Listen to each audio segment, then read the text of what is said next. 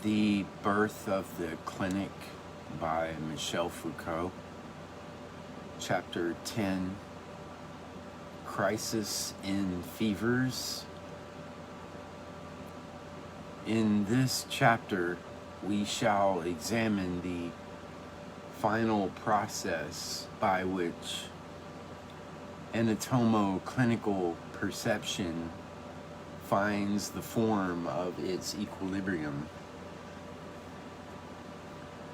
If we allowed ourselves to become involved in the detail of events, it would be a long chapter indeed.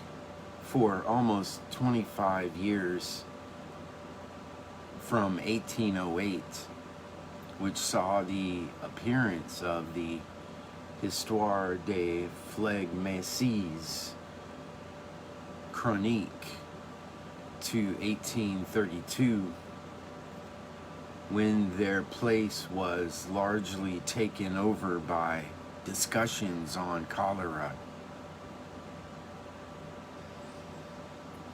The theory of essential fevers and Broussais' critique of it occupied a considerable area in medical research, more considerable indeed than was warranted by a problem that could be settled so quickly at the level of observation.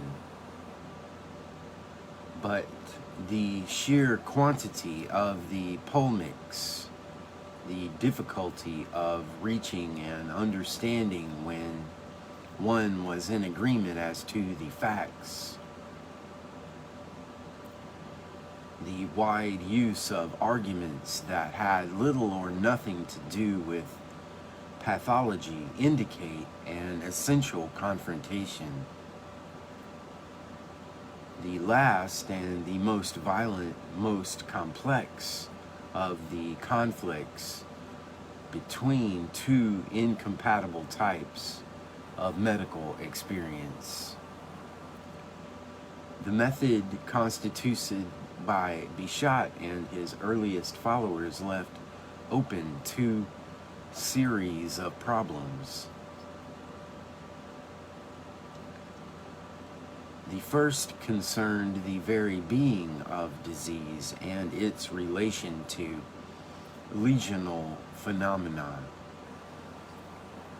When one observes a serous discharge, a degenerated liver, a perforated lung, is what one sees pleurisy, cirrhosis, or phthisis themselves in all their pathological depth?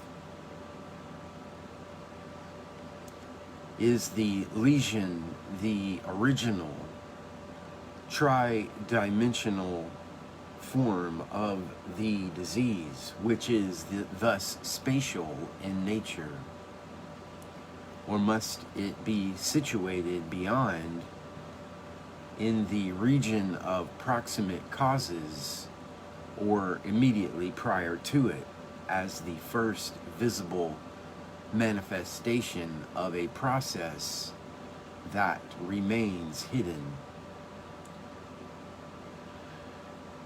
It is clear enough after the event what reply is prescribed by the logic of anatomo-clinical perception. For those who practiced this perception for the first time in the history of medicine, things were not so clear. In a Petit, who based his whole conception of enteromesenteric fever on observations of pathological anatomy, did not think that in the intestinal lesions accompanying certain so-called adynamic or ataxic fevers he had discovered the very essence of the disease or its ultimate truth.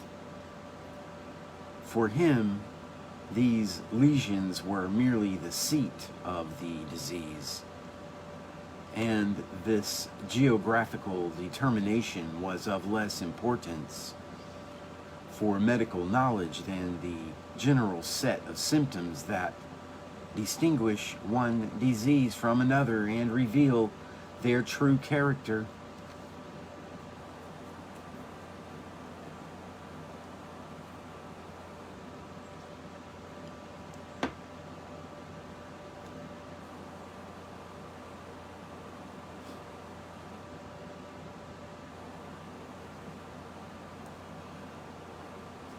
So much so that therapy goes astray when it seeks to treat intestinal lesions instead of following the indications of symptomatology, which prescribes tonics. The seat is merely the spatial insertion of the disease. It is the other morbid manifestations that designate its essence. This essence remains the great prerequisite that links cause to symptom, thus throwing the lesion back into the domain of the accidental. The tisual or organic attack marks only the approach point of the disease, the region from which its colonizing enterprise will develop. Between the hepatization of the lung and the causes that bring it about, something occurs that eludes us. It is the same with all the lesions encountered on opening up a corpse. Far from being the first cause of all the phenomena observed, they are themselves the effect of a particular disorder in the secret action of our organs, and this ultimate action eludes all our methods of investigation.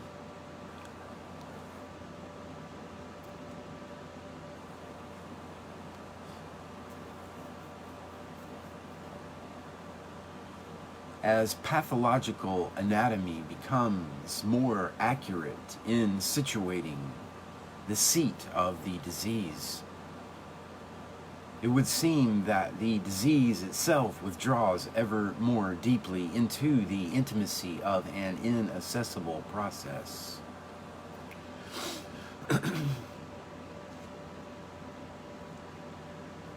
There is another series of questions.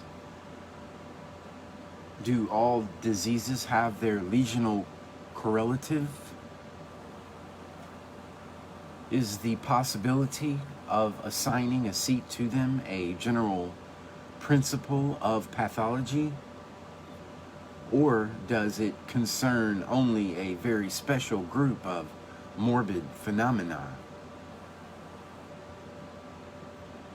And if the latter, is it possible to begin the study of diseases with a nosographical type of classification, organic disorders / non-organic disorders, before entering the domain of pathological anatomy? Bichat had made room for non-lesional diseases, but he did little more than treat them by preterition. Take away certain kinds of fevers and nervous affections, and everything is almost in the domain of this science, pathological anatomy.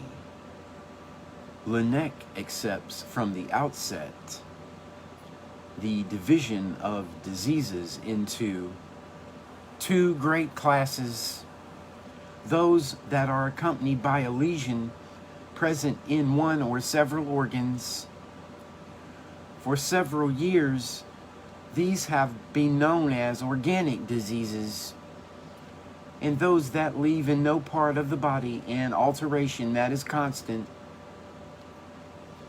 and to which an origin may be attributed. These are what are commonly called nervous diseases. At the time Laennec wrote this text, 1812, he had not yet taken up a definitive position in relation to the fevers. He was still close to localizers from whom he was soon to break away. At the same time, Bayle distinguished the organic not from the nervous, but from the vital, as opposed to organic lesions, vices of solids, tumefactions, for example, vital disorders, alterations of vital properties or functions, pain, heat, acceleration of the pulse, and one may be superimposed upon another as in phthisis. It was this classification that Cuvelier was soon to take up in a rather more complex form: organic, simple, and mechanical lesions, fractures, originally organic and secondarily vital lesions, hemorrhages, originally vital affections combined with organic lesions, whether deep, chronic phlegmaceous, or superficial, acute phlegmaceous. Lastly, vital diseases involving no lesion, neurosis, and fevers. However much it was said that the whole domain of nosology remained under the control of pathological anatomy, and that a vital disease could be proved to be so only negatively, and by a failure to discover any lesions, it was nonetheless the case that by this same detour, a form of classificatory analysis was rediscovered. Its species, and not its seat or its cause, determined the nature of a disease, and the very fact of having or not having a localizable site was prescribed by the prior forms of this determination. The lesion was not the disease, but merely the first of the manifestations by which this generic character appeared, which opposed it to affections possessing no support. Paradoxically, the concern of the anatomopathologist revitalized the classificatory idea. It is this that gives Pinel's work its meaning and its curious prestige. His thinking was developed at Montpellier and in Paris, in the tradition of Sauvage and under the more recent influence of Cullen, and was siacificatory in nature. It had the good and ill fortune at once to develop at a time when first the clinical theme, then the anatomo-clinical method were depriving nosology of its real content, but not without producing effects, though temporary ones, of mutual reinforcement. We have seen how the idea of class was correlative with a certain neutral observation of symptoms, how clinical decipherment involved a reading of essences. We are now seeing how pathological anatomy was ordered, quite spontaneously, in accordance with a certain form of nosography. Pinel's entire work owes its strength to each of these reinforcements. His method only secondarily requires the clinic or the anatomy of lesions. Basically, it is the organization, in accordance with a real but abstract coherence, of the temporary structures by which the clinical gaze or the anatomo-pathological perception sought their support or momentary equilibrium in the already existent nosology. None of the doctors of the old school was better disposed to the new forms of medical experience. He readily took on teaching duties and carried out autopsies without too much reluctance. But he perceived only the effects of recurrence, following in the birth of the new structures, only the outlines that they derived from the old. So much so that nosology was constantly being confirmed and the new experience contained in advance. Bichat was perhaps alone in understanding from the outset the incompatibility of its method with that of the nosographers.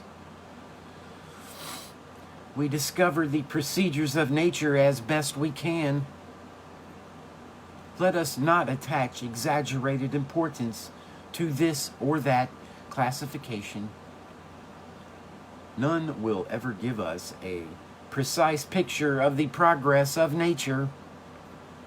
Laennec, on the other hand, found no difficulty in enveloping the anatomo-clinical experience in the space of the nosological division. Opening up corpses and finding lesions was to reveal the most fixed, most positive, and least variable elements in local diseases.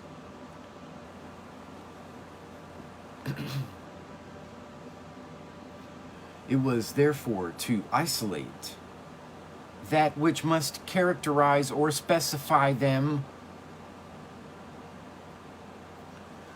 by providing it with more certain criteria. It was, in the last resort, to serve the cause of nosology.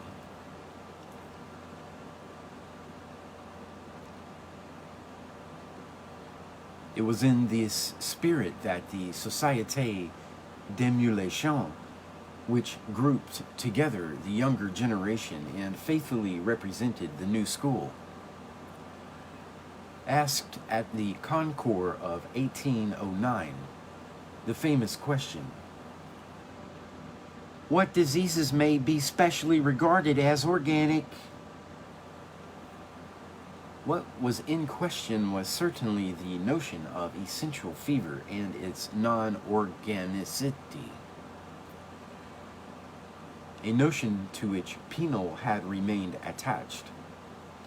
But on this precise point, the problem presented was still one of species and class. Pinel was discussed, but his medicine was given no radical re-evaluation.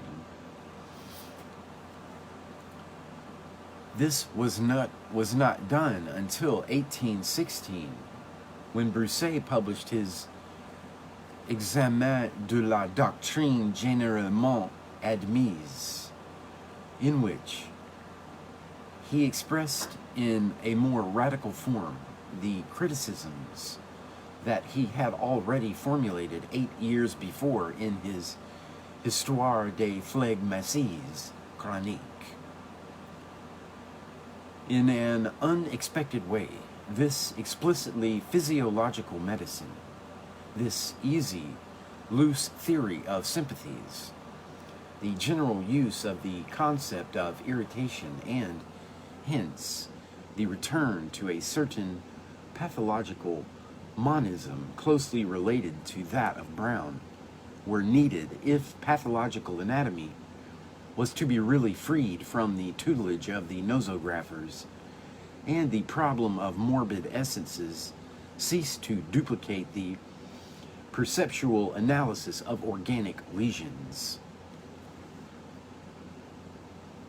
In time, it would be forgotten that the structure of anatomo-clinical experience attained equilibrium only thanks to Broussais.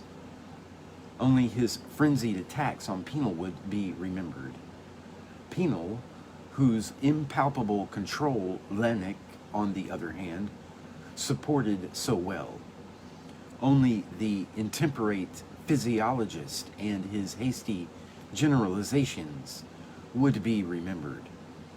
And recently, the good Maunder found beneath the benignity of his pen fresh adolescent insults to hurl at Brousset's departed shade. The imprudent man had not read the texts or understood very much. At the end of the 18th and the beginning of the 19th centuries, neurosis and essential fevers were fairly generally regarded as diseases without organic lesion.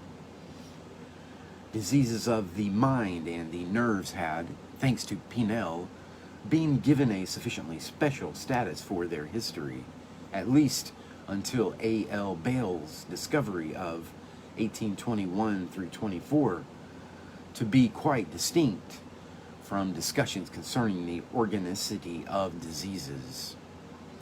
For over 15 years, fevers, on the other hand, were at the very center of the problem.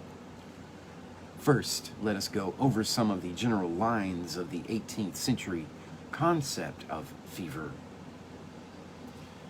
In the first instance, the term was understood to mean a finalized reaction of the organism defending itself against a pathogenic attack or substance. The fever that appears in the course of the disease goes in the opposite direction and tries to stem the current. It is a sign not of the disease, but of the resistance to the disease. An affection of life striving to break away from death. In the strict sense of the term, it has, therefore, a salutary value. It shows that the organism morbiferum aliquam materiam sive preoccuper sive remover intendit. Fever is an excretory movement, purificatory in intention, and Stahl recalls an etymology. Februaire is to expel ritually from a house the shades of death. Against this background of finality, it was easy enough to analyze the movement of the fever and its mechanism. The succession of the symptoms indicates in different phases. The shiver and the first impression of coldness indicate a peripheric spasm and a rarefaction of the blood in the capillaries close to the skin. The increased pulse rate indicates that the heart is reacting by making as much blood as possible flow out towards the limbs. The heat shows that the blood is in fact circulating more rapidly and that all the functions are thereby accelerated. The motor forces decrease proportionally, hence the impression of languor and the atony of the muscles. Finally, sweating indicates that this feverish reaction is succeeding in expelling the morbific substance. But when this succeeds in reforming itself in time, one suffers from intermittent fevers. This simple interpretation, which linked in so evident a fashion the manifest symptoms to their organic correlatives, was of triple importance in the history of medicine. First, in its general form, the analysis of fever corresponds exactly with the mechanism of local inflammations. In each case, there is a fixation of the blood, a contraction causing a more or less extended stasis, followed by an effort of the system to re-establish the circulation, and, as a result, a violent movement of the blood. it will be seen that red globules begin to pass into the lymphatic arteries, which causes, in a local form, the injection of the conjunctive, for example, or in a general form, heat and movement throughout the whole organism. If the movement increases, the most tenuous parts of the blood separate from the heavier, which remain in the capillaries, where the lymph will be converted into a sort of jelly. Hence, the suppurations that occur in the respiratory or intestinal system in cases of generalized inflammation, or abscesses in cases of local fever.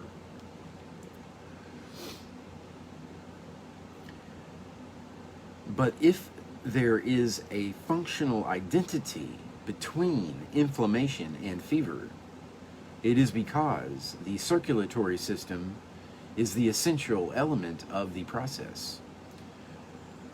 There is a double shift in the normal functions. First, a slowing down, then an exaggeration.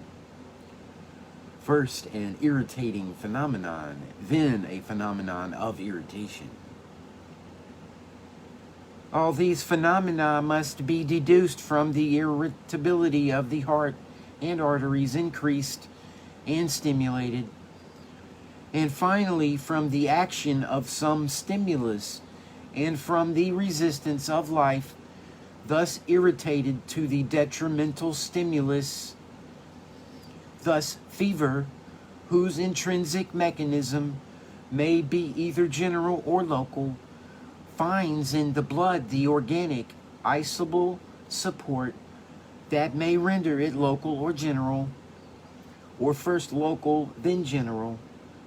By this diffused irritation of the blood system, a fever may always be the general symptom of a disease that remains local throughout its development, without anything being modified as to its mode of action. It may be either essential or sympathetic.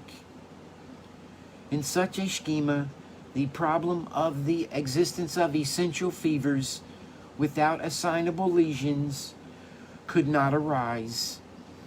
Whatever its form, its starting point, or its surface of manifestation, fever always had the same type of organic support.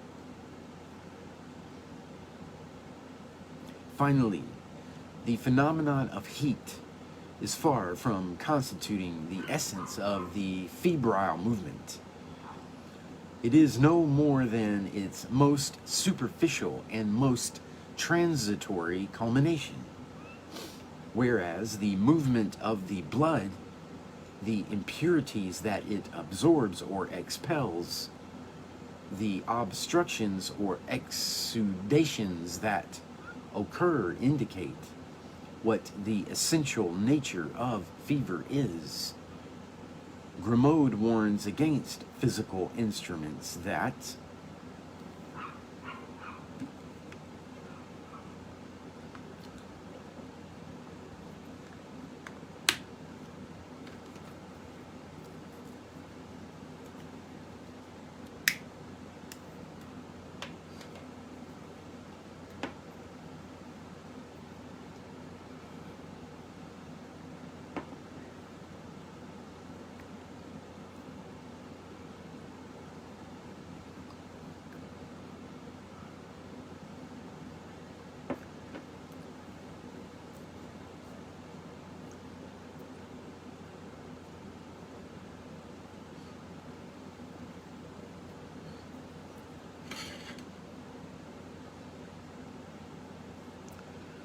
Okay, so Grimaud warns against physical instruments that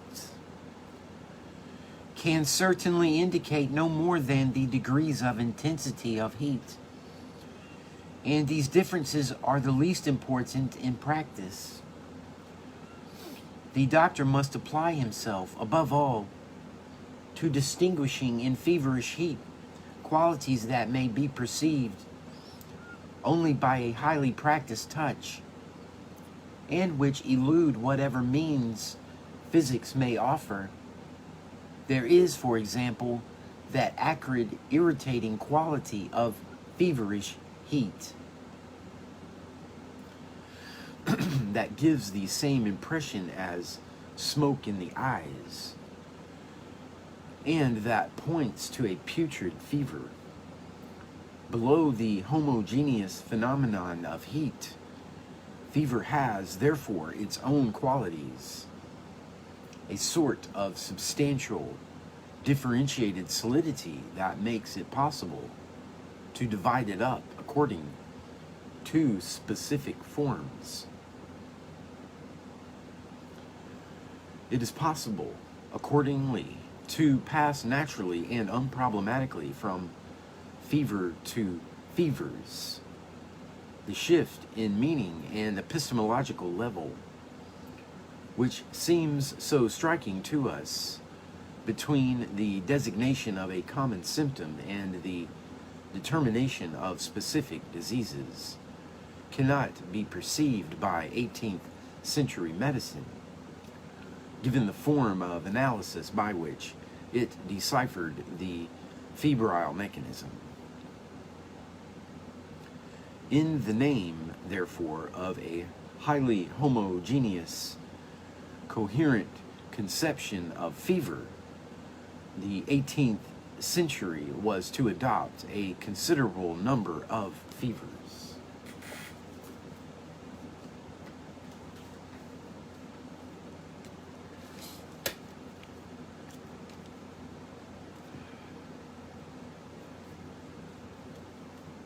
Stoll recognized 12, to which he added new and unknown fevers. They were specified either by the circulatory mechanism that explained them, the inflammatory fever analyzed by J.P. Franck, and traditionally designated as synocus, or according to the organs in which the inflammation occurred, Baglivi's mesenteric fever, or according to the quality of the excretions caused by it, the putrid fever referred to by Haller, Tissot, and Stoll, or according to the variety of forms that it assumed and its possible evolution, Sell's malign fever or ataxic fever.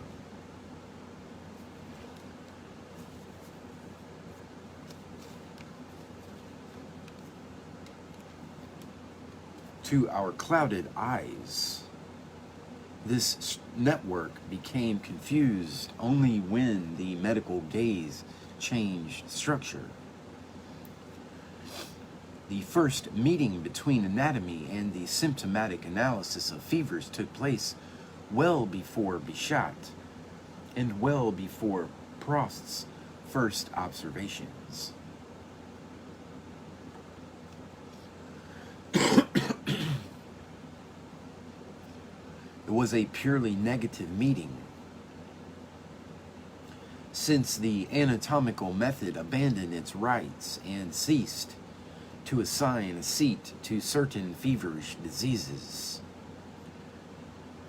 In the 49th letter of his treatise, Morgagni said that on opening up patients who had died of violent fevers, he found vix quidcam quod irum gravitate aut impetui responderet, usque adeo id sep latet per quod faber interficiunt.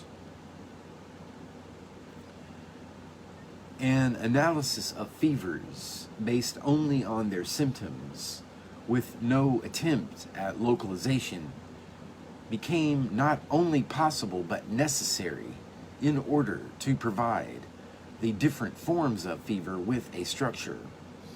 Organic volume had to be replaced by a space of division occupied only by signs and what they signify. The reordering brought about by Pinel was not only in line with his own method of nosological decipherment, it was contained exactly within the structure defined by this first form of pathological anatomy. Fevers without lesions are essential fevers, and those with local lesions are sympathetic fevers. These idiopathic forms, which are characterized by their external manifestations, reveal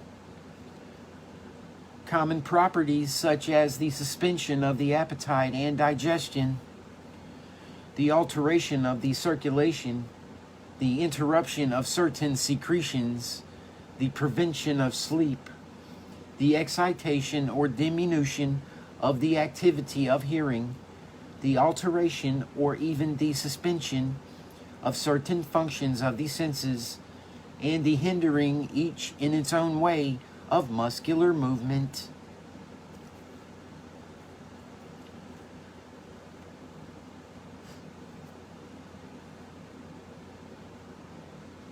But the diversity of the symptoms also makes possible the reading of different species. An inflammatory or angiotonic form, marked on the outside by signs of irritation or tension of the blood vessels. It is frequent at puberty, at the onset of pregnancy, and after alcoholic excesses. A meningogastric form with nervous symptoms, but also with other, more primitive ones that appear to correspond with the epigastric region, and that, in any case, follow stomach disorders, an adenomeningic form, whose symptoms indicate an irritation of the mucous membranes of the intestinal duct. A form occurring above all in subjects of a lymphatic temperament, in women and old men, an adynamic form that is manifested above all on the outside by signs of extreme debility and a general atonia of the muscles.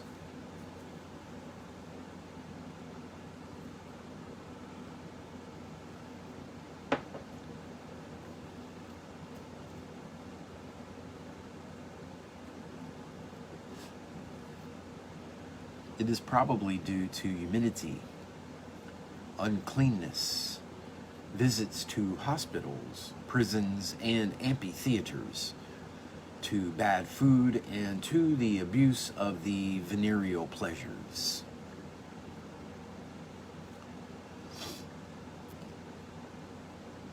Lastly, ataxic or malign fever is characterized by alternatives of excitation and enfeeblement with the strangest nervous anomalies.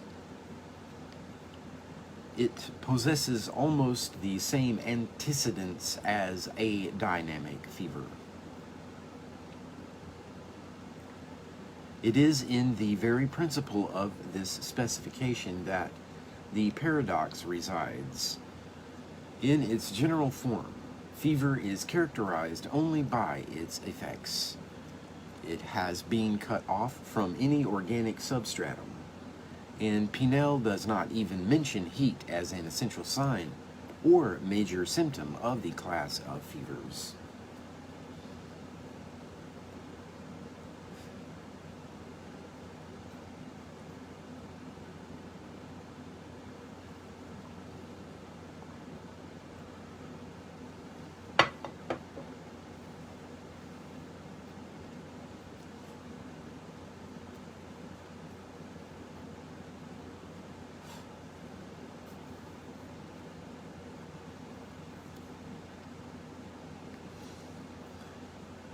But when it is a question of dividing up this essence,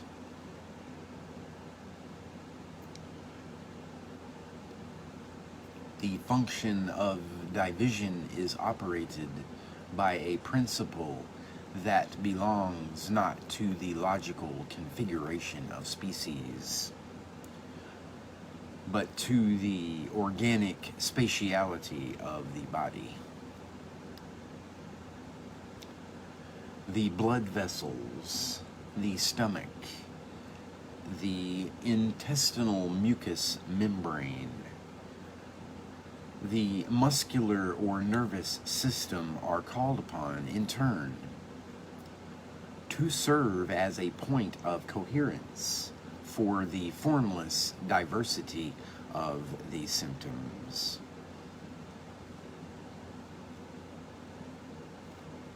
And if they can be organized in such a way as to form species, it is not because they are essential expressions, but because they are local signs. The principle of the essentiality of the fevers has as its concrete, specified content only the possibility of localizing them. From Sauvage's nosology to Pinel's nosography, the configuration was reversed. In the first, the local manifestations always carried with them a possible generality. In the second, the general structure envelopes the need for a localization. In these conditions, it is understandable that Pinel should have thought that he could integrate into his symptomological analysis of fevers the discoveries of Roederer and Weigler, who in 1783 had shown that mucus fever has always accompanied by traces of internal and external inflammation in the alimentary duct. It is also understandable that he should have accepted the results of Prost's autopsies, which showed obvious intestinal lesions. But it is also understandable why he could not see them himself. For him, the lesional localization occurred of itself, but as a secondary phenomenon within a symptomatology in which the local signs corresponded not to the seat of the diseases, but to their essence. Finally, it is understandable why Pinel's defenders should have regarded him as the first of the localizers. He did not limit himself to classifying objects, materializing in some sense a science hitherto overly metaphysical. He tried to localize, if one may be allowed to say so, each disease, or to attribute it with a special seat, that is, to determine the place of its original existence. This idea is evident in the new denominations imposed on the fevers that he continued to call essential fevers, as if to pay a final homage to the hitherto dominant ideas, but assigning to each one a particular seat, making the bilious and pituitous fevers, for example, consist of others in the special irritation of certain parts of the intestinal tube. In fact, What Pinel localized was not the diseases, but the signs and the local value with which they were invested did not indicate a regional origin, an original locus from which the disease derived both birth and form. It simply made it possible to recognize a disease that gave itself this signal as a characteristic symptom of its essence. This being the case, the causal and temporal chain to be established did not proceed from the lesion to the disease, but from the disease to the lesion. As to its consequence and perhaps privileged expression. In 1820, Chomel was still being faithful to the nosography when he analyzed the intestinal ulcerations perceived by Broussais as the effect and not the cause of the feverish affection. Do they not occur relatively late, on the 10th day of the disease only, when meteorism, sensitivity to the right of the abdomen, and sanneous excretions reveal their existence? Do they not appear in that part of the intestinal duct in which matter that has already been irritated by the disease remains longest? The end of the ileum, cecum, and ascending colon.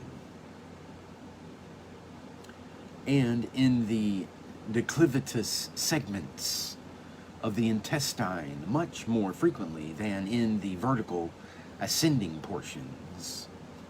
Thus, the disease settles in the organism, lays down local signs, and divides itself up throughout the secondary space of the body. But its essential structure remains antecedent. The organic space is provided with references to that structure. It signals it, but does not order it. The examen of 1816 went to the bottom of Pinel's doctrine in order to denounce its postulates with an astonishing theoretical lucidity. But from the Histoire des Phlegmaties, there was posed a dilemma what had been, through thought hitherto, be perfectly compatible. Either a fever is idiopathic or it is localizable.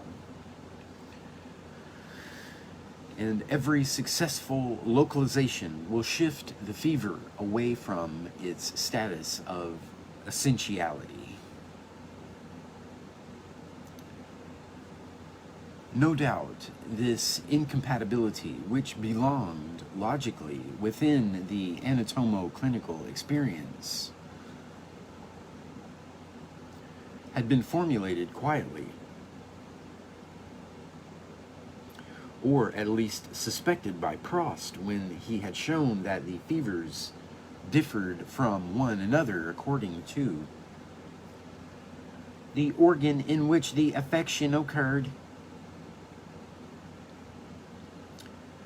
or according to the mode of alteration of the tissues, and by Recamier and his pupils when they had studied those diseases that were to be so crucial to the future of medicine, the meningitis group, indicating that fevers of this order are rarely essential diseases.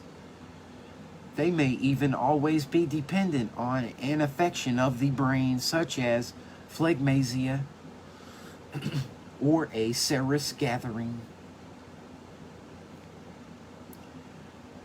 But what enabled Broussais to transform these initial approachers into a systematic form of interpretation for all the fevers was, without the slightest doubt, the diversity and, at the same time, the coherence of the fields of medical experience that he had traversed.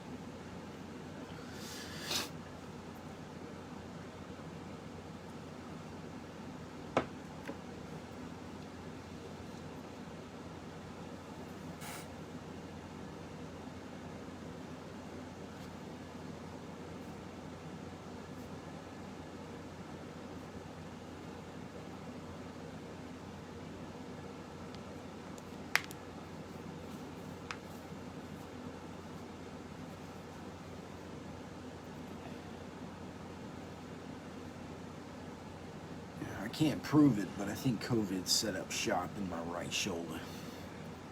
Or that's where the exit wound occurred. I don't know which one it was. It's been over 9 months and it's still kind of, I don't know what. All right. Having been trained just before the revolution in the medicine of the 18th century, having experienced as a medical officer in the Navy the problems proper to hospital medicine and to the practice of surgery, having then studied under Pinel and the clinicians of the new École de Seine, and having attended Bichat's lectures and Corvisart's clinical lectures, which introduced him to pathological anatomy,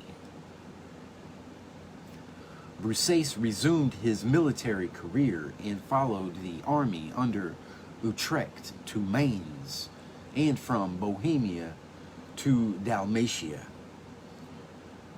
practicing, like his master, de Genette, comparative medical nosography, and making wide use of the autopsy method. He was familiar with every form of medical experience flourishing towards the end of the 18th century. It is not surprising that he was able to derive from these forms as a whole, and from their lines of intersection, the radical lesson that was to give meaning and conclusion to each. Broussais is merely the point of convergence of all these structures, the individually shaped form of their overall configuration. Indeed, he knew this to be the case, that in him there spoke that observing doctor who will not disdain the experience of others, but who will wish to validate it by his own. Our schools of medicine, which have succeeded in freeing themselves from the yoke of the old system, and in preserving themselves from the contagion of the new, have, for some years now, been training subjects capable of giving confidence to the still tottering step of the curing art. Living among their fellow citizens or scattered afar in our armies, they observe and meditate. One day, perhaps, they will make their voices heard. On his return to Dalmatia in 1808, Broussais published his Histoire des Phlegmaties Chroniques. This represents a sudden return to the preclinical idea that fever and inflammation belong to the same pathological process.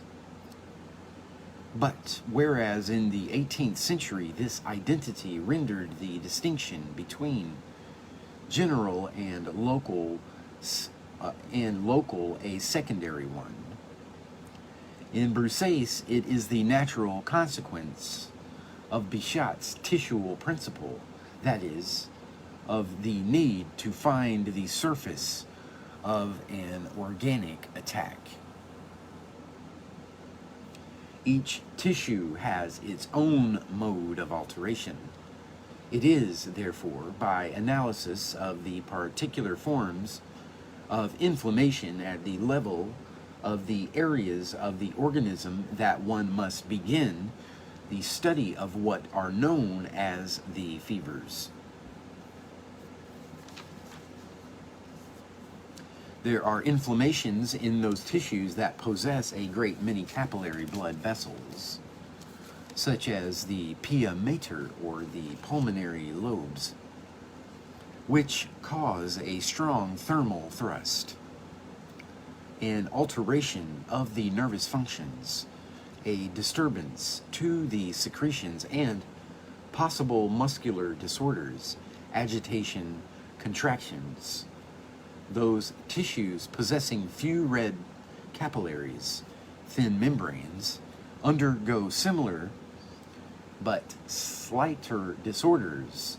Lastly, the inflammation of the lymphatic vessels causes disturbances in nutrition and the serous secretions. Against the background of this quite encompassing specification, which is very close in style to Bichat's analysis, the world of fevers becomes strangely simplified. One will now find in the lung only those phlegmatias that correspond to the first type of inflammation, catarrh and pleuropneumonia, those deriving from the second type, pleurisy, and those that originate in an inflammation of the lymphatic vessels, tubercular phthisis. In the case of the digestive system, the mucous membrane may be affected either at the level of the stomach, gastritis, or in the intestine, enteritis, peritonitis. They evolve in a convergent manner according to the logic of tisual propagation. When an inflammation of the blood persists, it always reaches the lymphatic vessels. That is why phlegmatias of the respiratory system all culminate in pulmonary phthisis, while intestinal inflammations usually tend to ulcerations of the peritoneum. Homogeneous in origin and convergent in their terminal forms, the phlegmatias proliferate in multiple symptoms only in the interval between the two. By way of sympathy, they reach new regions and new tissues. They may either take the form of a progression along the stages of organic life. Thus, inflammation of the intestinal mucous membrane may alter the bilious and urinary secretions, or cause spots on the skin or coated mouth, or attack in turn the relating functions, headaches, muscular pains, dizzy spells, torpor, delirium.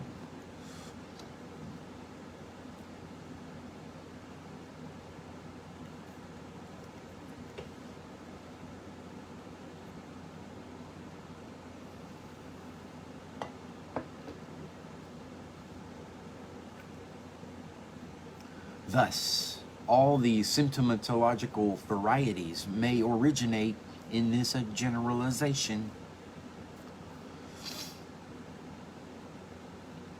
It is here that the great conceptual conversion that Bichat's method had authorized, but not yet clarified, resides. In becoming generalized, the local disease produces the symptoms peculiar to each species. But in its first geographical form, Fever is merely a locally individualized phenomenon with a general pathological structure. In other words, the particular symptom, nervous or hepatic, is not a local sign. On the contrary, it is an index of generalization. Only the general symptom of inflammation bears within itself the need for a localized attack point. Bichat's preoccupation remained that of finding an organic base for general diseases. Hence, his search for organic universalities. Broussais dissociates doublets: a particular symptom, a local lesion, a general symptom, and an overall alteration, intersects their elements and shows the overall alteration in the particular symptom, the geographical lesion in the general symptom. From now on, the organic space of the localization is really independent of the space of the nosological configuration. The second slips over the first, shifts its values in relation to it, and reflects them only at the price of an inverted projection. But what is inflammation? A process of general structure, but with an always localized attack point. The old symptomatic analysis, characterized by tumor, soreness, heat, pain, which does not correspond to the forms that it assumes in the tissues. The inflammation of a membrane presents neither pain nor heat, still less soreness. Inflammation is not a constellation of signs. It is a process that develops within a tissue.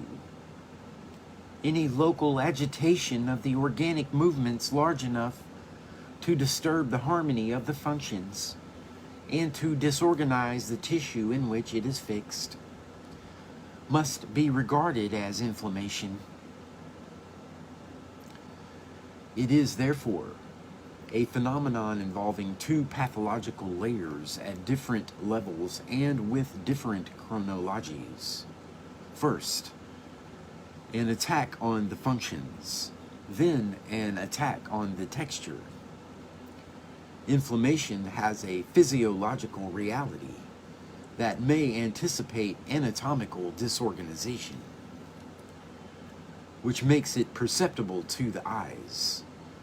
Hence, the need for a physiological medicine, observing life, not abstract life, but the life of the organs and in the organs in relation with all the agents that may exert influence over them.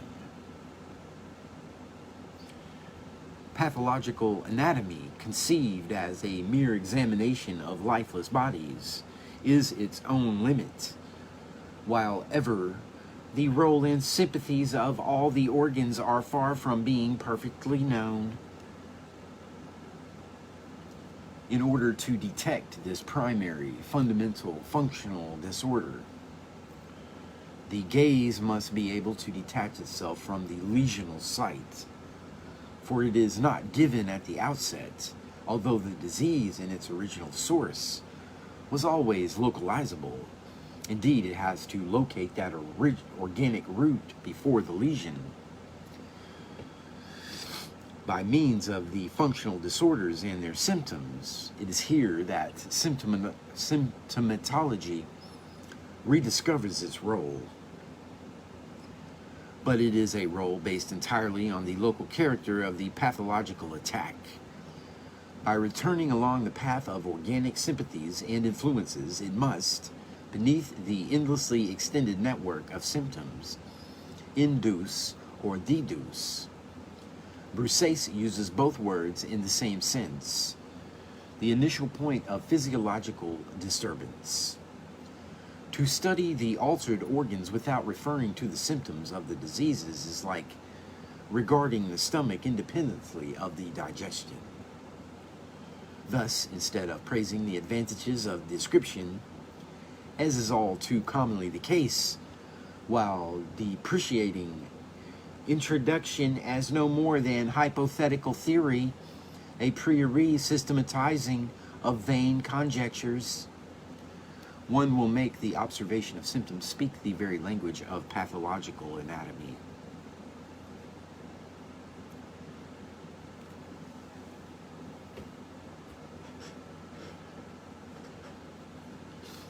This represents a new organization of the medical gaze in relation to Michel.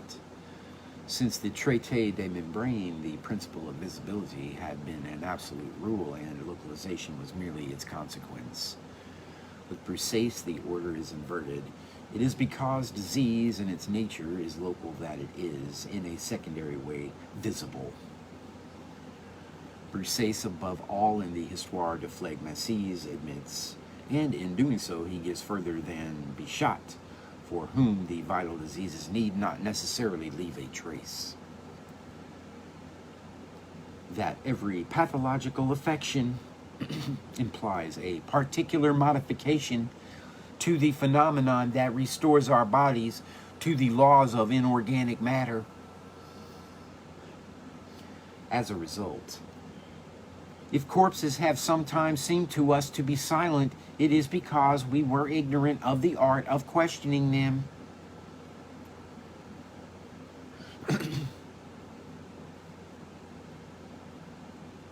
But when the attack is of an especially physiological kind, these alterations may be scarcely perceptible.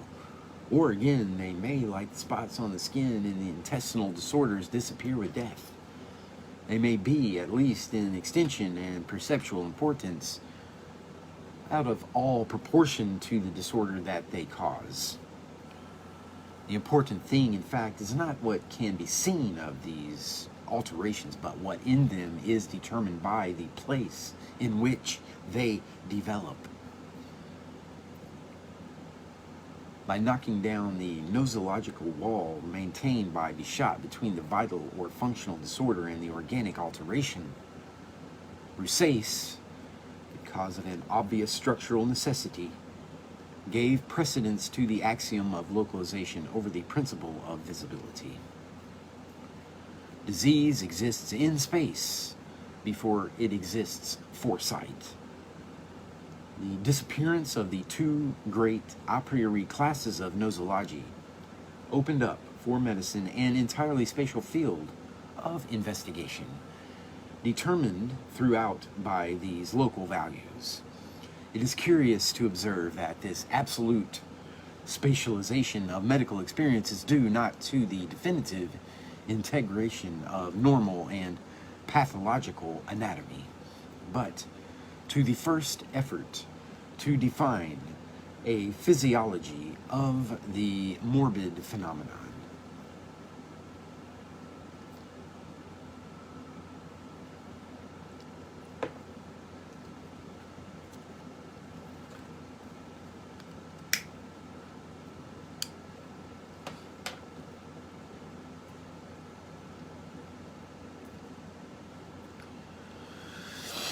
But we must go back further still into the constituent elements of this new medicine and pose the question of the origin of inflammation. Inflammation being a local excitation of organic movements. It presupposes in the tissues a certain aptitude to be moved. And in contact with these tissues, an agent that arouses and exaggerates the mechanisms. Such an agent is irritability, a faculty that tissues possess of moving when brought into contact with a foreign body. Haller attributed this property only to the muscles, but it is now agreed that it is common to all the tissues. It must not be confused with sensitivity, which is an awareness of the movements caused by foreign bodies, and forms only an additional secondary phenomenon in relation to irritability. The embryo is not yet sensitive. The apoplectic is no longer is, both are irritable. Increase in irritative action is caused by bodies or objects, living or not living, coming into contact with tissues. They may therefore be internal or external agents, but they are in any case foreign to the functioning of the organ. The serosity of one tissue may become irritating for another or for itself if it is too abundant, or if there is a change of climate or regimen. An organism is sick only in relation to the solicitations of the external world, or of alterations in its functioning or anatomy. After many hesitant steps, medicine is pursuing at last the only road that can lead it to the truth. Observation of the relations between man and external modifications, and between man's organs. By means of this conception of the external agent or of internal modification, Broussais avoided one of the themes that had dominated medicine, with few exceptions, since Sydenham the impossibility of defining the cause of diseases. From this point of view, nosology from Sauvage to Pinel had been like a figure confined within this abandonment to causal assignation.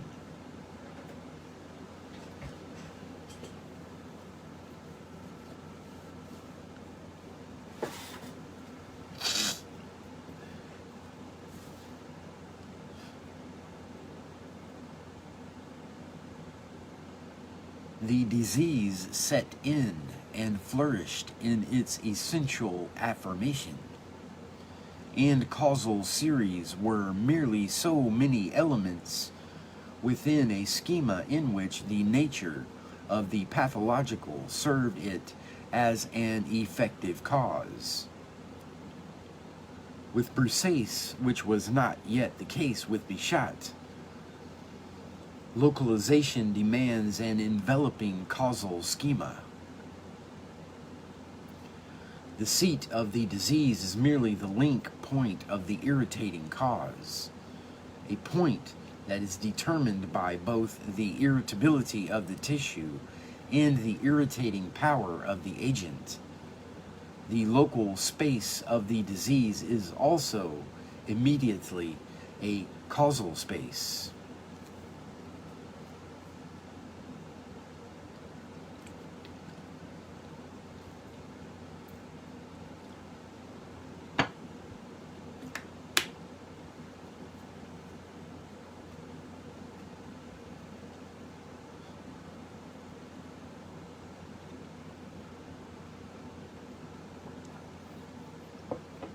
And so this was the great discovery of 1816.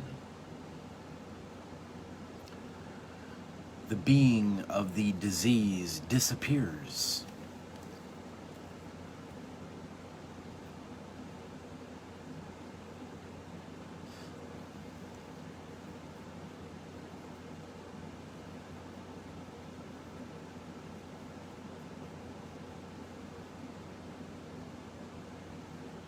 As an organic reaction to an irritating agent.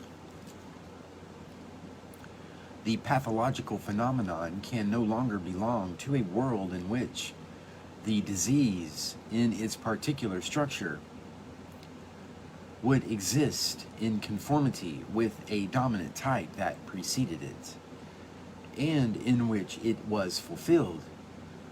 Once individual variations and non-essential accidents had been set aside, it is caught up in an organic web in which the structures are spatial,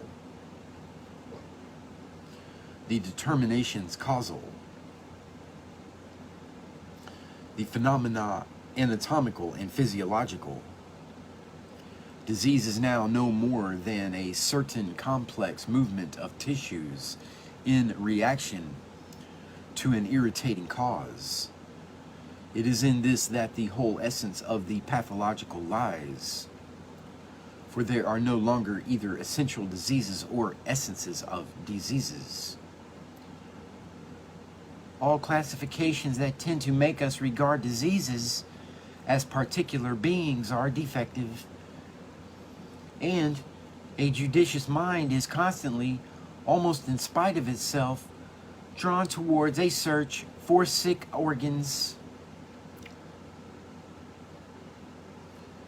Thus, fever cannot be essential. It is no more than an acceleration in the flow of blood, accompanied by an increase of calorification and a lesion of the principal functions. This state of the economy is always dependent on a local irritation. All the fevers are dissolved into one long organic process. A theory was proposed almost in its entirety in the text of 1808, affirmed in 1816, and outlined once more 8 years later in the Catéchisme de la médecine physiologique. At the origin of all the fevers lay a single gastrointestinal irritation. First, a simple redness, then wine-colored spots that become more and more numerous in the iliocacal region. These spots often develop into swollen areas, ultimately leading to ulcerations. On this constant anatomo-pathological web, which defines the origin and general form of gastroenteritis, the processes proliferate. When irritation of the digestive canal has spread more in extent than in depth, it causes a considerable bile secretion and pain in the locomotor muscles. This is what Penal called bilious fever. In a lymphatic subject, or when the intestine is filled with mucus, gastroenteritis takes on the form that was known as mucus fever. What was called adynamic fever is simply gastroenteritis that has reached such a degree of intensity that there is a reduction in strength and a blunting of the intellectual powers. The tongue becomes brown, and the mouth is coated with a blackish substance. When the irritation reaches by sympathy to the investing membrane of the brain, the fevers take on malign forms. Through these and other branches, gastroenteritis gradually spreads throughout the whole organism. It is certainly true that the flow of blood is precipitated into all the tissues, but this does not prove that the cause of these phenomena resides in all the points of the body.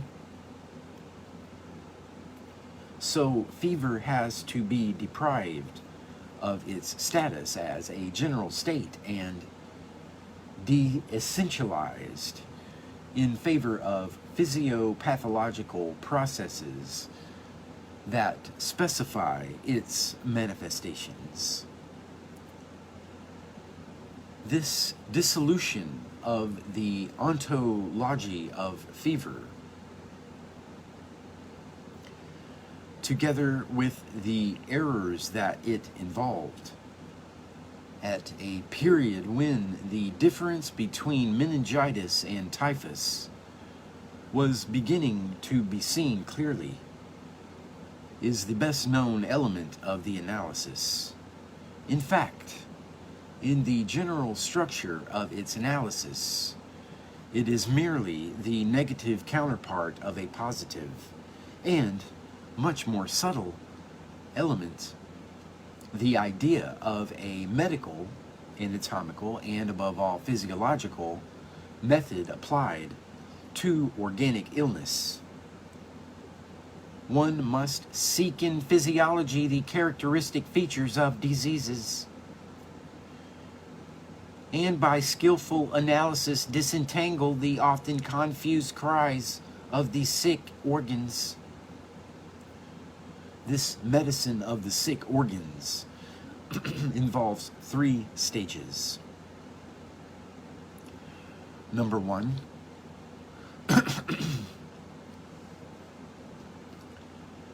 decide which organ is sick, which can be done on the basis of the symptoms manifested. So long as one knows all the organs, all the tissues that make up the means of communication by which these organs are linked together, and the changes that a modification in one organ may bring about in others. Number 2, explain how an organ became sick by means of an external agent, by taking account of the essential fact that irritation may cause hyperactivity or, on the contrary, functional asthenia, and that these 2 modifications almost always exist together in our economy. Under the effect of cold, the activity of the cutaneous secretions diminishes, while that of the lung increases.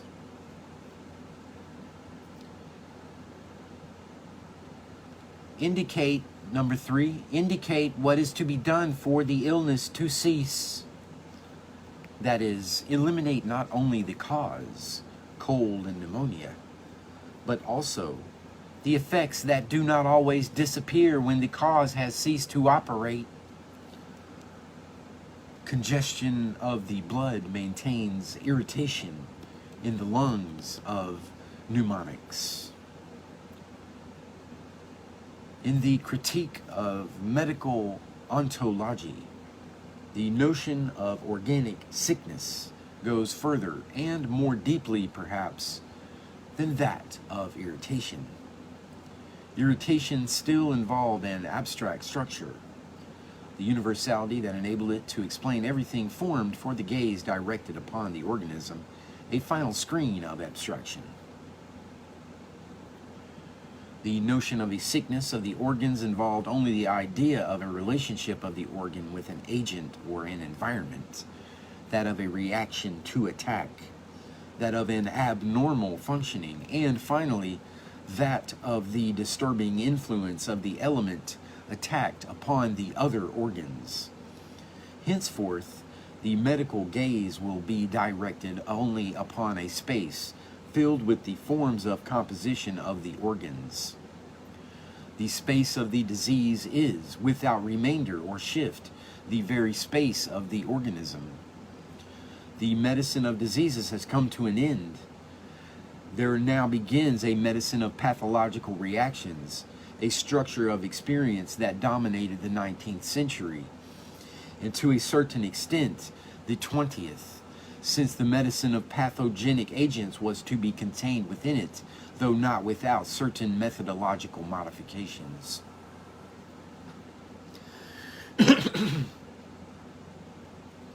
So necessary was Brousset's attempt in the development and balancing of structures that it caused a shift in the whole of medical experience. We may leave aside the endless discussions that set Brousset's disciples against the last followers of Pinel.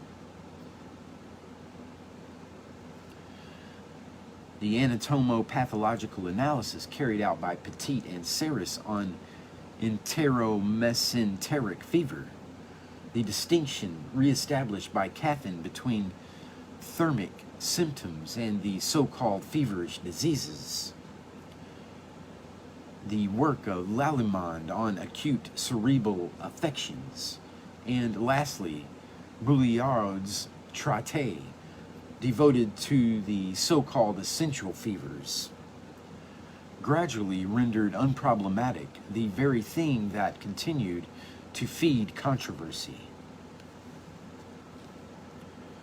In the end, the controversy died down. Schommel, who in 1821 affirmed the existence of general fevers without lesions, recognized in 1834 that they all had an organic localization. Andral had devoted a volume in the first edition of his Clinique Médicale to the classification of fevers. In the second edition, he divided them into phlegmasias of the viscera and phlegmasias of the nervous centers. And yet, to the end of his life, Brousset was the object of passionate attack, and after his death, his reputation continued to decline. It could hardly be otherwise. Brousset succeeded in circumventing the idea of essential diseases only at extraordinarily high price.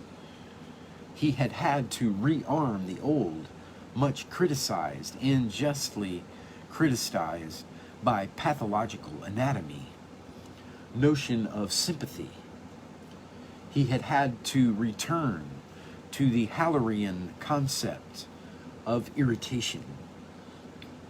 He had fallen back on a pathological monism reminiscent of Brown, and brought back into play in the logic of his system the old practice of bleeding. All these reversions had been structurally necessary if a medicine of organs was to appear in all its purity, and if medical perception was to be liberated from all nosological prejudice.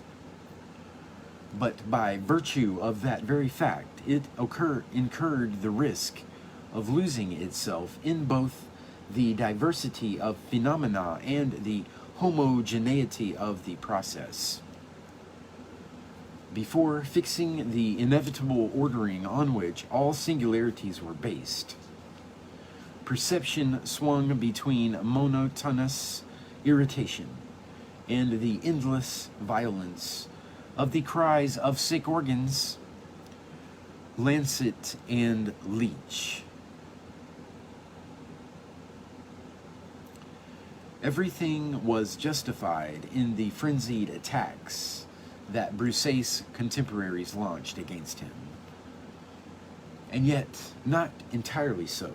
It was to his physiological medicine that they owed this anatomo-clinical perception, conquered at last in its totality and capable of self-correction. This perception, in the name of which they were right and he wrong, or at least in its definitive form of balance.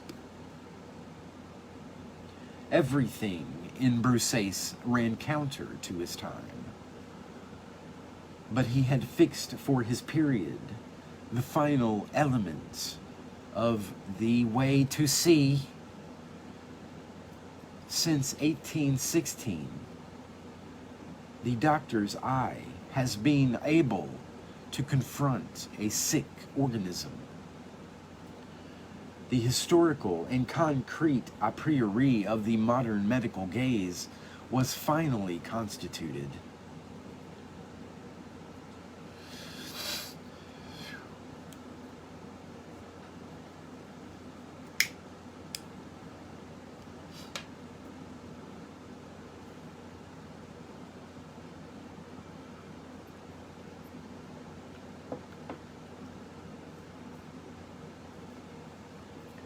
The decipherment of structures merely brought about a series of rehabilitations. But since there are still doctors and others who think they are practicing history when they write biographies and hand out praise and blame, here for them is a text written by a doctor who was not so ignorant. The publication of the Examen de la Doctrine Médicale is one of those important events that will be long remembered in the annals of medicine.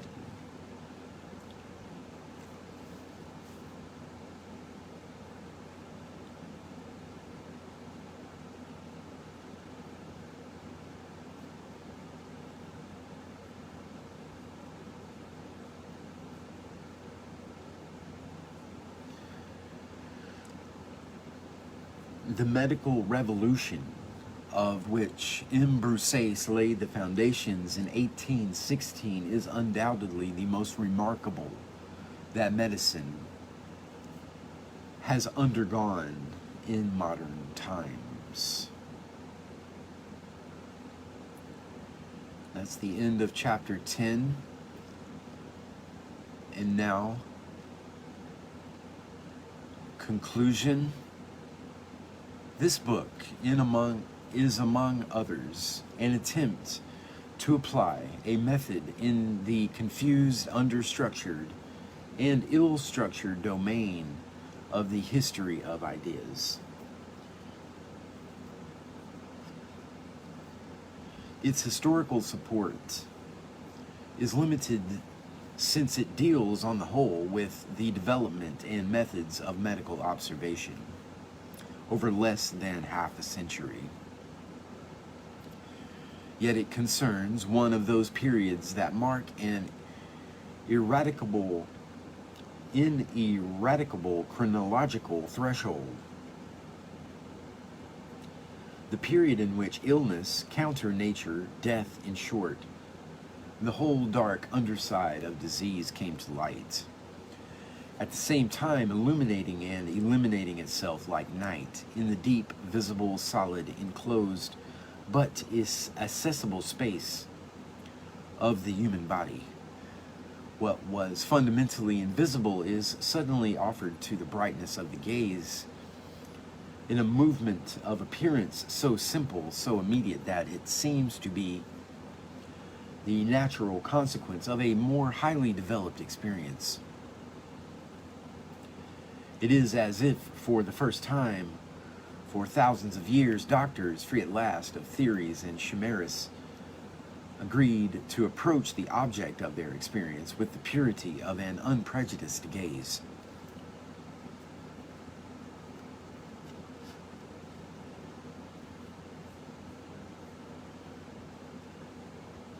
But the analysis must be turned around. It is the forms of visibility that have changed. The new medical spirit to which Bichat is no doubt the first to bear witness in an absolutely coherent way cannot be ascribed to an act of physiological and epistemological purification. It is nothing more than a syntactical reorganization of disease in which the limits of the visible and invisible follow a new pattern. The abyss beneath the illness, which was the illness itself, has emerged into the light of language. The same light, no doubt, that illuminates the 120 journées de Sodome, Juliet, in the Désastre de Soya.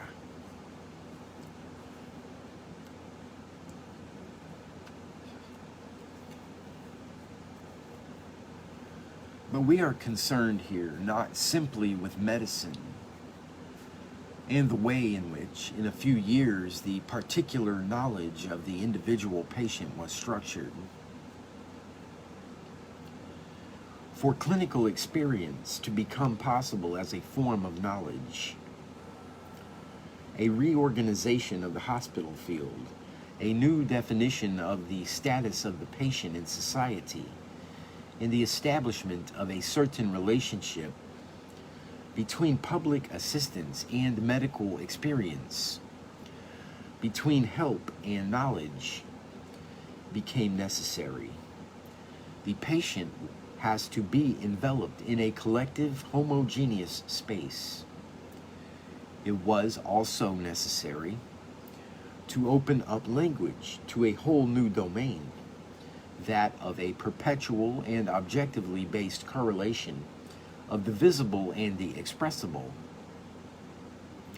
An absolutely new use of scientific discourse was then defined, a use involving fidelity and unconditional subservience to the colored content of experience, to say what one sees, but also a use involving the foundation and constitution of experience, showing by saying what one sees. It was necessary, then, to place medical language at this apparently superficial,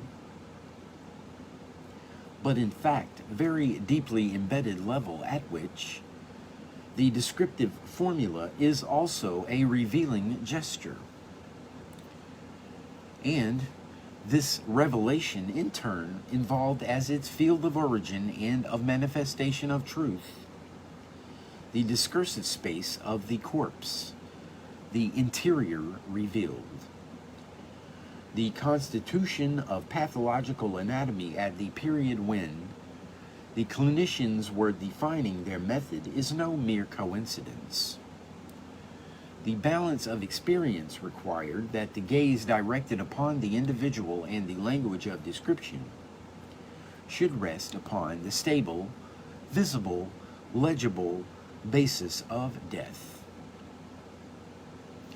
This structure, in which space, language, and death are articulated, what is known, in fact, as the anatomo-clinical method, constitutes the historical condition of a medicine that is given and accepted as positive. Positive here should be taken in the strong sense. Disease breaks away from the metaphysic of evil, to which it had been related for centuries, and it finds in the visibility of death the full form in which its content appears in positive terms. Conceived in relation to nature, disease was the non-assignable negative of which the causes, forms, and manifestations were offered only indirectly and against an ever-receding background. Seen in relation to death, disease becomes exhaustively legible, open without remainder to the sovereign dissection of language and of the gaze. It is when death became the concrete a priori of medical experience that death could detach itself from counter nature and become embodied in the living bodies of individuals. It will no doubt remain a decisive fact about our culture that its first scientific discourse concerning the individual had to pass through this stage of death. Western man could constitute himself in his own eyes as an object of science. He grasped himself within his language and gave himself, in himself and by himself, a discursive existence, only in the opening created by his own elimination.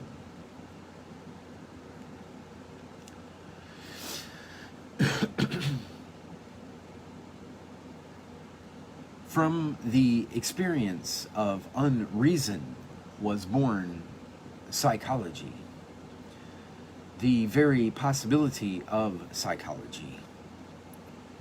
From the integration of death into medical thought is born a medicine that is given as a science of the individual.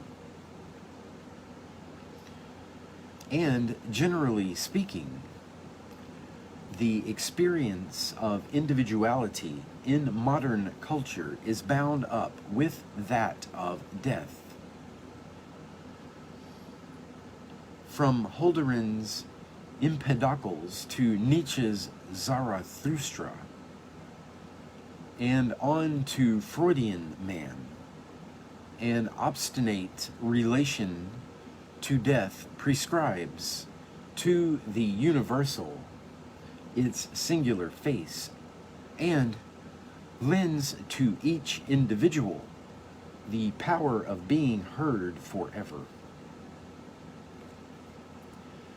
The individual owes to death a meaning that does not cease with him. The division that it traces and the finitude whose mark it imposes link paradoxically the universality of language and the precarious, irreplaceable form of the individual. The sense perceptible, which cannot be exhausted by description, and which so many centuries have wished to dissipate, finds at last in death the law of its discourse. It is death that fixes the stone that we can touch. The return of time, the fine, innocent earth beneath the grass of words, in a space articulated by language. It reveals the profusion of bodies and their simple order.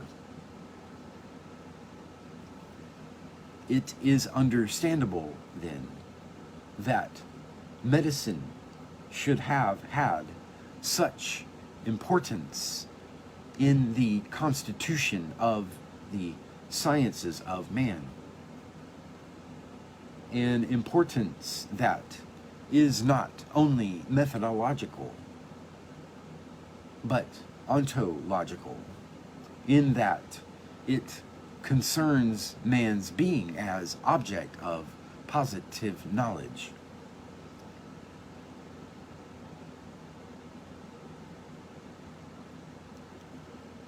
The possibility for the individual of being both subject and object of his own knowledge implies an inversion in the structure of finitude. For classical thought, finitude had no other content than the negation of the infinite, while the thought that was formed at the end of the 18th century gave it the powers of the positive.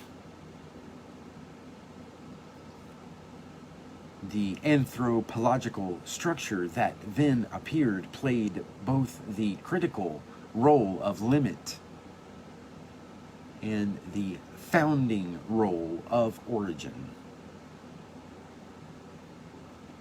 It was this reversal that served as the philosophical condition for the organization of a positive medicine.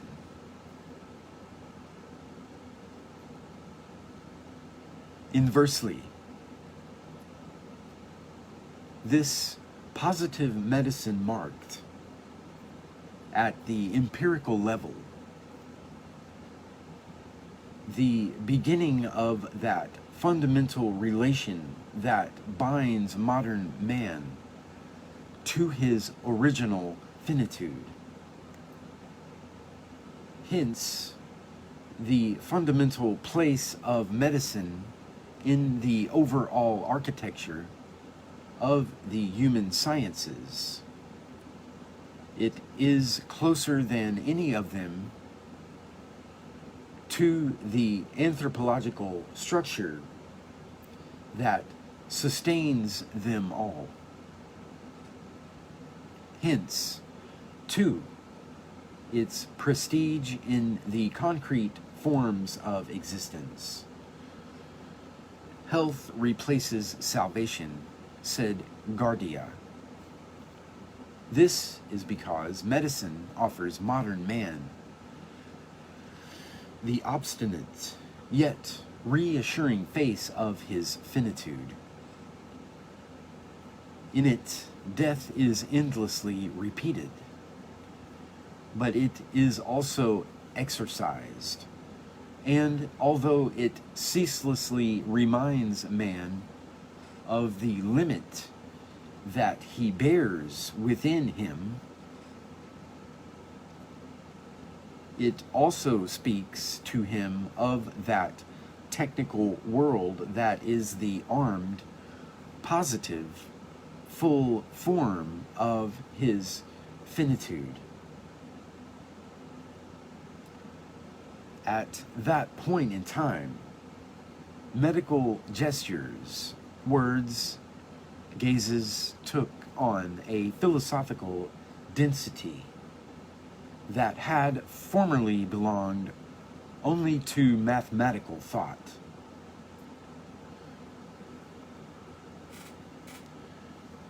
The importance of Bichat, Jackson, and Freud in European culture does not prove that they were philosophers as well as doctors, but that in this culture, medical thought is fully engaged in the philosophical status of man.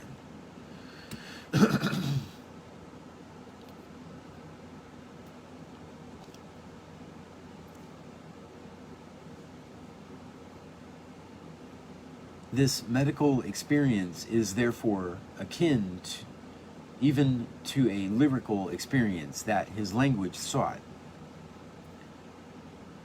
From Holderlin to Rilke,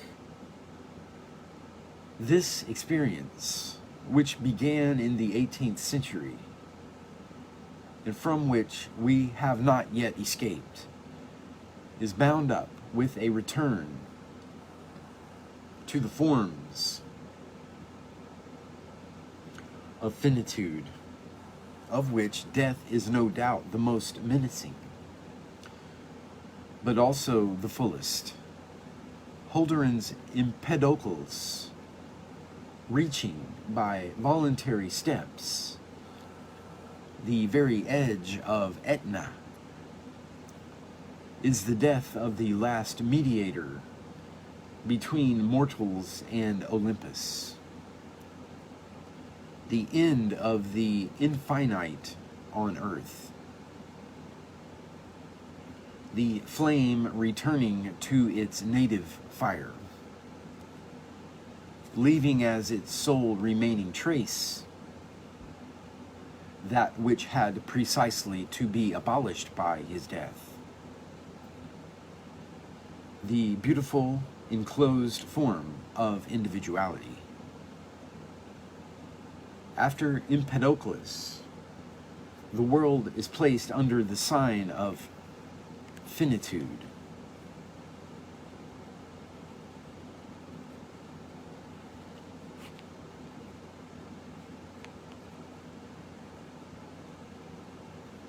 In that irreconcilable intermediate state in which reigns the law, the harsh law of limit,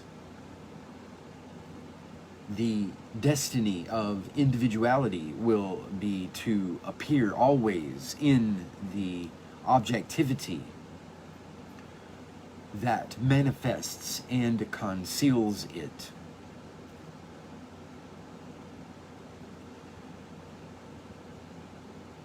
That denies it and yet forms its basis. Here, too, the subjective and the objective exchange faces.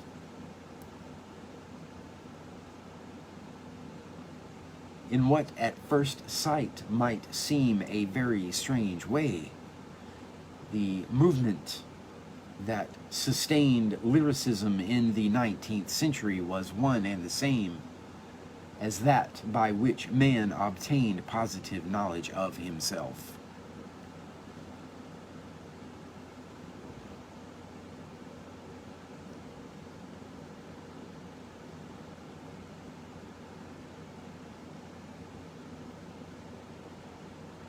But it is surprising that the figures of knowledge and those of language should obey the same profound law, and that the eruption of finitude should dominate in the same way this relation of man to death, which, in the first case, authorizes a scientific discourse in a rational form, and in the second opens up the source of a language that unfolds endlessly in the void left by the absence of the gods. The formation of clinical medicine is merely one of the more visible witnesses to these changes in the fundamental structures of experience.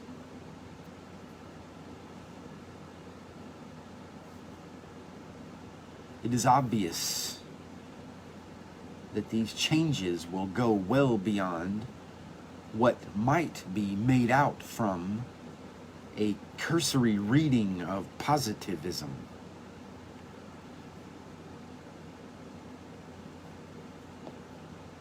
But when one carries out a vertical investigation of this positivism, one sees the emergence of a whole series of figures hidden by it,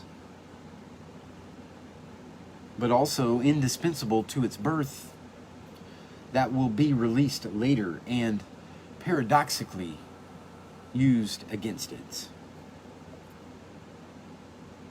In particular, that with which phenomenology was to oppose it so tenaciously was already present in its underlying structures. The original powers of the perceived and its correlation with language in the original forms of experience.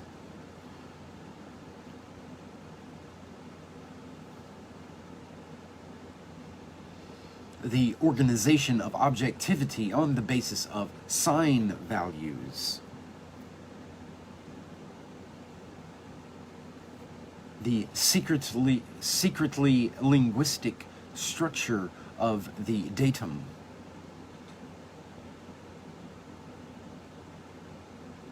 The constitutive character of corporal spatiality, the importance of finitude in the relation of man with truth. And in the foundation of this relation, all this was involved in the genesis of positivism. Involved but forgotten to its advantage. So much so that contemporary thought, believing that it has escaped it since the end of the 19th century, has merely rediscovered, little by little, that which made it possible.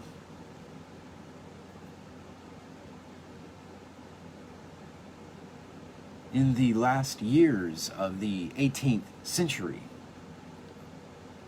European culture outlined a structure that has not yet been unraveled.